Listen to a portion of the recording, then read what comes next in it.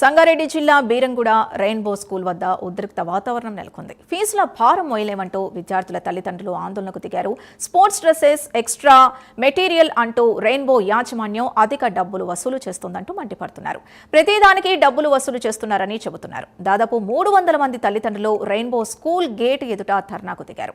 విషయం తెలుసుకున్న పోలీసులు స్కూల్ దగ్గరికి చేరుకున్నారు. అనంతరం తల్లిదండ్రులకు సర్ది చెప్పడానికి ప్రయత్నించారు. దాంతో పోలీసులకు పేరెంట్స్ కు మధ్య వాగ్వాదం జరిగింది.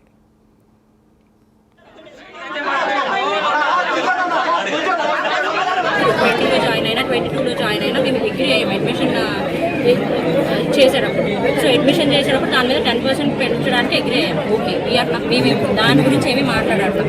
మేము రీసెంట్గా కొత్తగా యాక్టివిటీ ఫీ అని బుక్స్ ఫీజులో కలిపి యాన్యువల్ డే ఫీ అని ఇంక్లూడ్ చేశారు. సో దాంతో ట్రాన్స్పోర్టేషన్ ఫీ పెంచారు. అండ్ బుక్స్ ఫీ వచ్చేసి ఇప్పుడు ఆల్మోస్ట్ ఎలా అంటే ఒక 4-5,000 లాస్ట్ ఇయర్ మీద ప్రతి పేరెంట్కి బుక్స్ మీదే 4,000-5,000 ఎక్స్ట్రా పడుతుంది.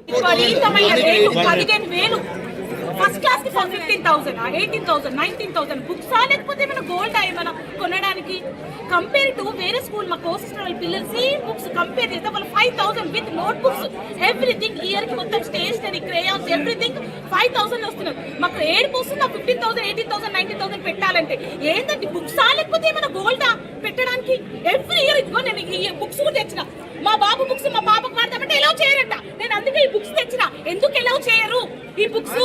మా పాపకి ట్యూషన్ ఫీజు 10% పెంచుకోవడం వరకు ఓకే, వాళ్ళందరూ యాక్సెప్టెడ్ ఉన్నారు. కానీ బుక్స్, యాన్యువల్ డే అని, యాక్టివిటీస్ అని చెప్పేసి వగేరా వగేరా కలిపి భారీ ఎత్తున పెంచడం జరిగింది.